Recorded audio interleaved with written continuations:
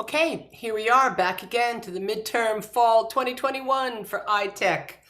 Itech 110, digital imaging. So this opportunity of archiving how the work is getting close to its completion is when you show your last version of what you have done, and you've been given comments and you've been given some recommendations.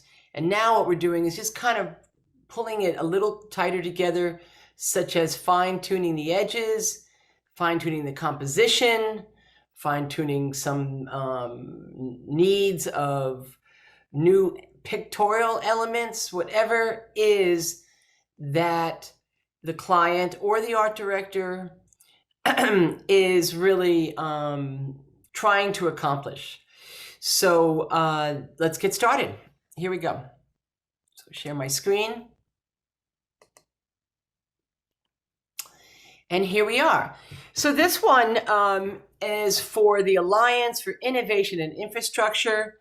Really exciting organization like the other one that we just went through. I mean, all of these organizations, I salute them as always for all the work that they have done.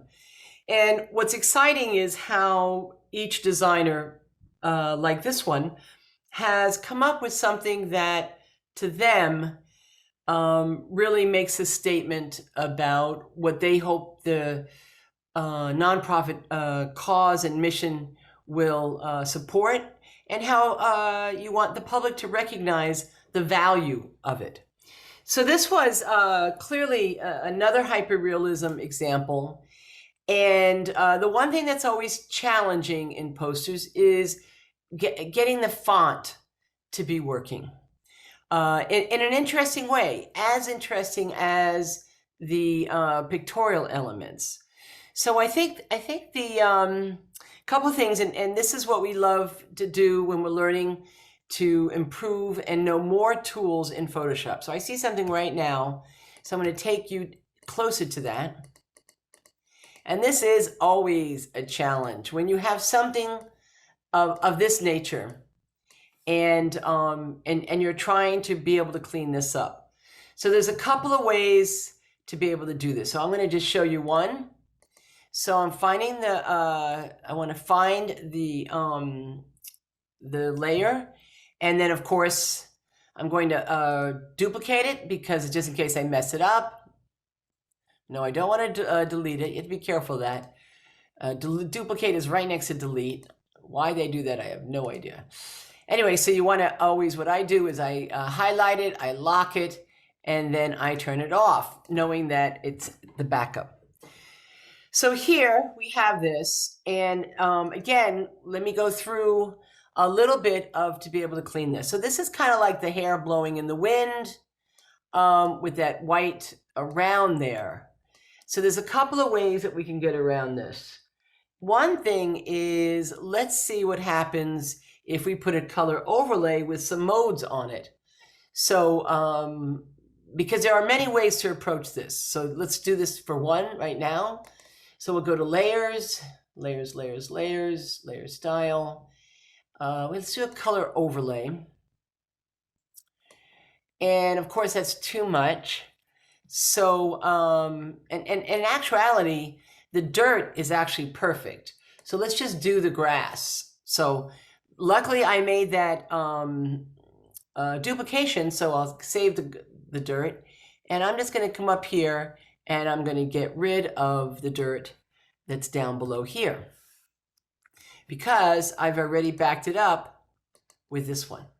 So now all I have to really be thinking about is this grass. So isolating things are really important in Photoshop so that you can apply different tools to each particular layer. So I'm kind of gambling on this one. So let's go back. Let's go to layer style. Oh, it's not giving me what I want. So let's be sure that we have it. Probably no, you can easily go layer style. Here we go. And do I'm gonna do color overlay. And now this is the question on what color is going to be the best color for the grass. So I'm just going to create a neutral color. But this is where I want to look at what the, how can I say that, the modes, the layer modes. And I mentioned this to you before in the other tutorial, that number one, this mode is on just about every tool there is, because it really changes things up based on what color is, what's underneath it, and so forth. So let's just see if there's something that we can get that will camouflage more of this. Now, already I'm thinking, well, yeah, but the problem is it neutralizes it to be one value. And we've got some nice darks and lights. So I'm going to duplicate this one. So as you can see, there's a lot of duplication going on in digital imaging. So the back, I want the back, I want the front to be very strong in its contrast. So I'll come up here to, I've got to turn it on. Come up here to image, adjust levels, and let's kind of push the darks and push the lights. Okay, good. So then I can kind of get sloppy with a eraser tool. Let's do that, and let's get it down. And I am going to keep it hard so that we can really see what's behind it. And let me zoom out to do this and zoom back in. And so now I'm going to begin to delete. But before I do that, I want to get this one to have that layer color over style. So we're doing a color overlay, changing the color to be a green neutral. And then I'm going through the modes to see what can work in the background that takes away the white. That looks pretty good. That's color burn. See, there's that white again. I don't want the white. Color burn may be what? Not really. No. So color burn, which is often the one that does always do look good.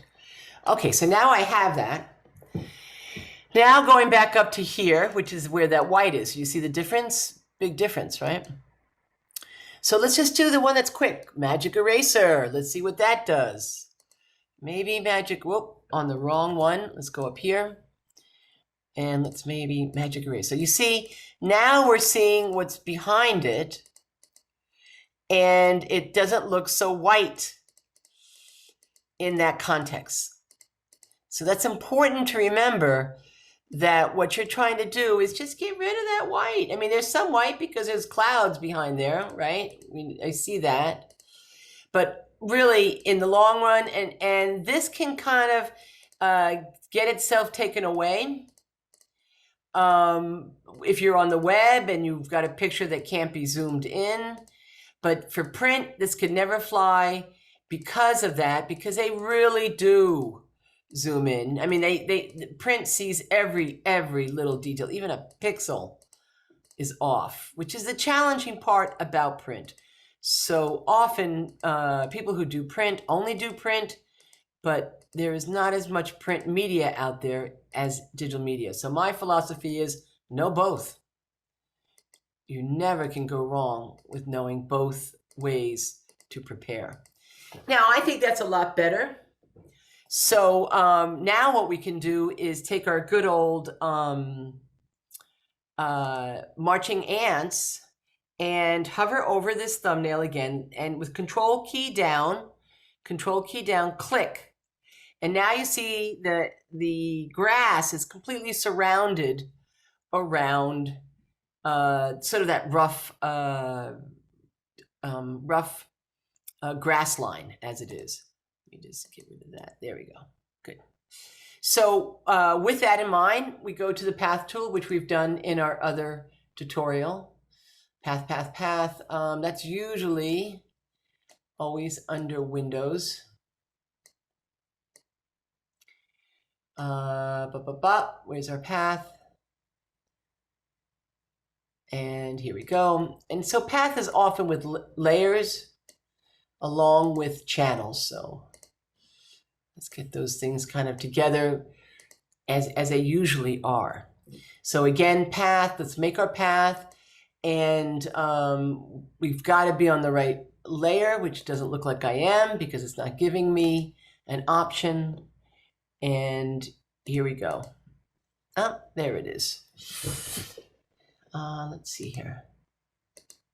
There we go. So 5 will give us a lot of detail. There we go. And we do want that.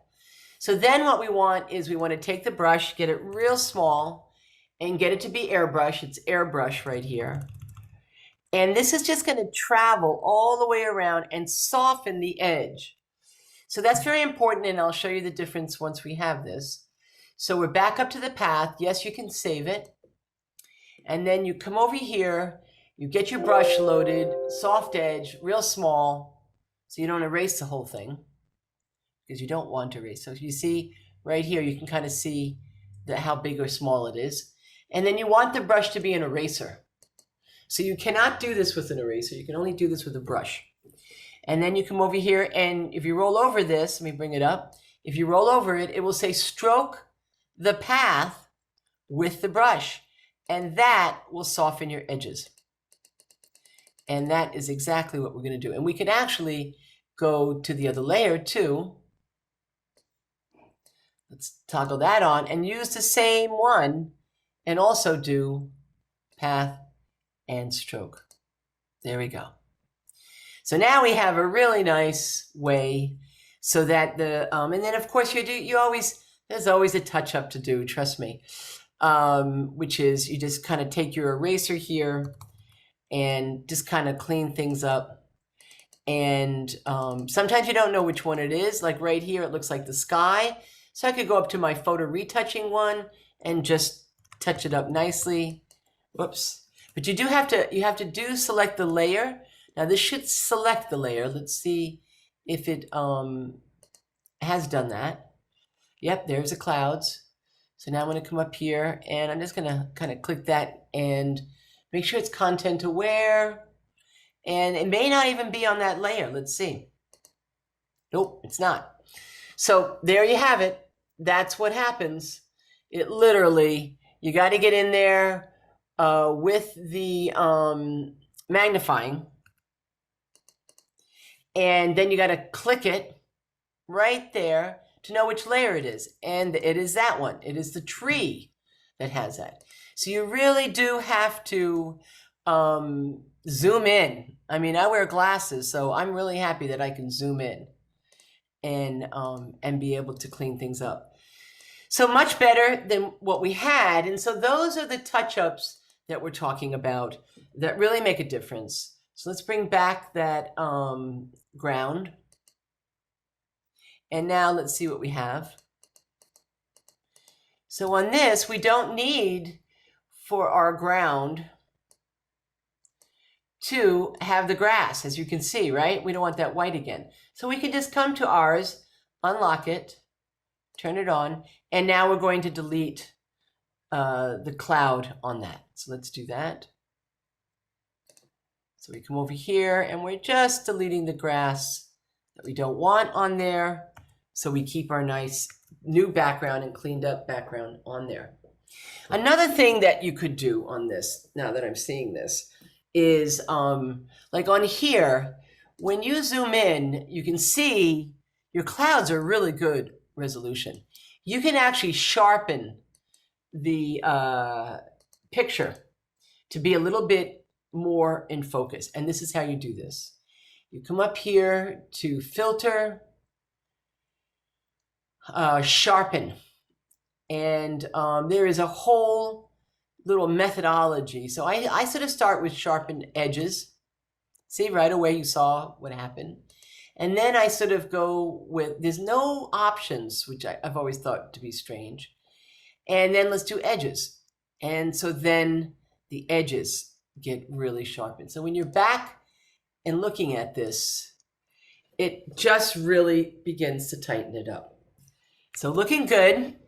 So now, a couple of things with this is you can really apply the layer styles. When you have things that are floating, you really could apply layer style. So let's do that.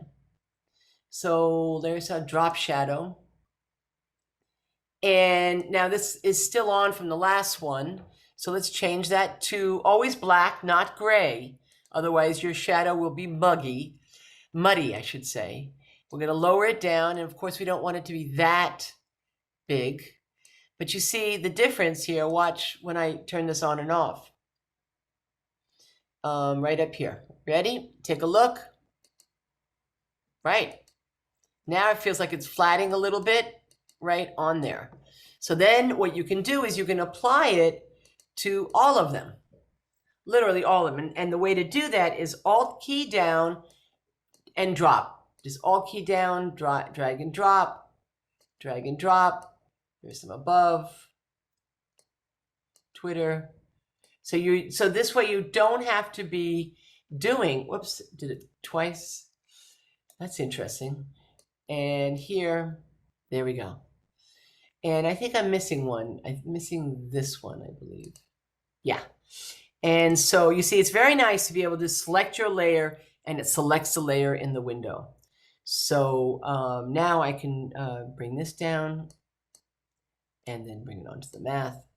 There you go. Oh, that already happened. Okay, good. So now we do have that shadow everywhere. Now, the hardest thing is really trying to figure out the placement of things. And I think the right side is really good. So I'm not going to touch that. Donate, we'll talk about type in a second, but so let's just get what's happening here. First of all, this is a really nice idea that the designer did. It's getting this old rickety burnt tree to represent, fake news, or if you really should not get your science reports from these social medias, and how you have the combination. So right now I'm feeling like this could be a little bit further down. Oops, we don't need that many. Take this away. There we go. There we go. And so our eye is flowing like this. So we want to flow back up here. And so with this, we could go a little bigger so we can see that, because I think this is a good size, because that's about the same size. And the conversation I had before when we were working on this is that, whoops, you don't need the shift key, is that maybe some should be bigger and smaller. So let's just see what happens with that. Let's go bigger. Now, we know we don't like to go bigger because it's print, but there are ways to sharpen things up a little bit that you can do. And what's nice about this is that this is really emphasizing education. And the other thing that's important to always remember with the grid, again, we could put the grid on as we did. As always, put the grid on. The grid will always help you go, oh, wow, I could really, drop this. Like right now, I'm already thinking of the space that's here. It's closer to the bottom.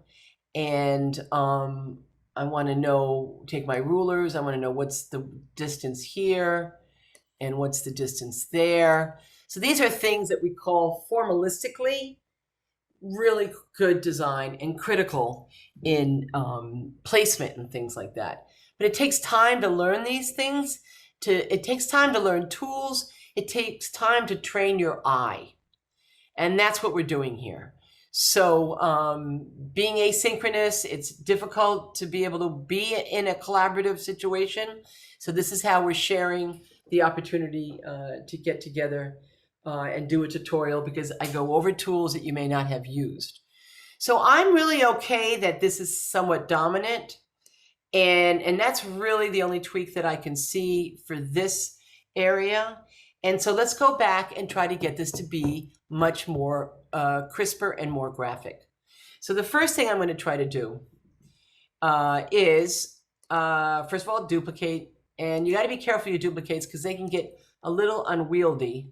So you want to lock them as soon as you make them, turn them off. And now you have this one, and that you know. And again, remember to change the color of a layer for duplicates. Just double click, not double click, just click. And you can turn red on. I could turn red on as well. So now that I know that red are all the duplications unchecked. So the one thing, the reason I'm doing that is because I want to throw this into the filter machine. And these are really excellent ways to sort of, you know, see what happens, basically. Let's see, this is gray right now. So let's change this color. It is white. Let's change this color to black. Because sometimes when you go into, and I'm also going to hover over it so I get the marching ants on it. So there we go.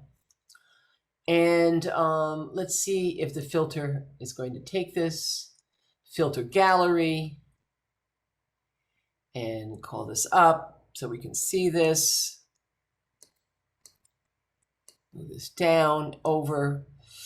Okay, so here, let's get, let's see the color. Yeah, see the color here? It's matching my toolbox, which is always what's happening. So I'm going to make this white. And let's go back and see what it gives us now. Okay, so you see it's different because I have white. And here comes the dry brush. So you can blow this up so you can really see, is this making it worse or better? And so you can begin to see it. Cut out, I'm not really seeing, trying to get to see. Interesting, I've never seen, I guess I can see right now, cutout does not like black and white. So let's keep going. Film grain, I don't really think so. I could go back to sharpen on that, but I just wanted to see if there was something that would give it a crisper edge. And, you know, strong. Ah, that's a little bit nicer. Not too sure though. Photocopy. And again, remember to push. Just take time. Darkness. Ah, there we go. There's the darkness. And you can see the anti-aliasing going on a little bit.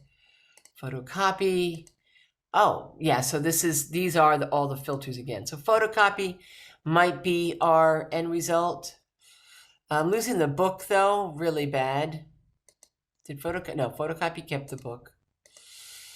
No.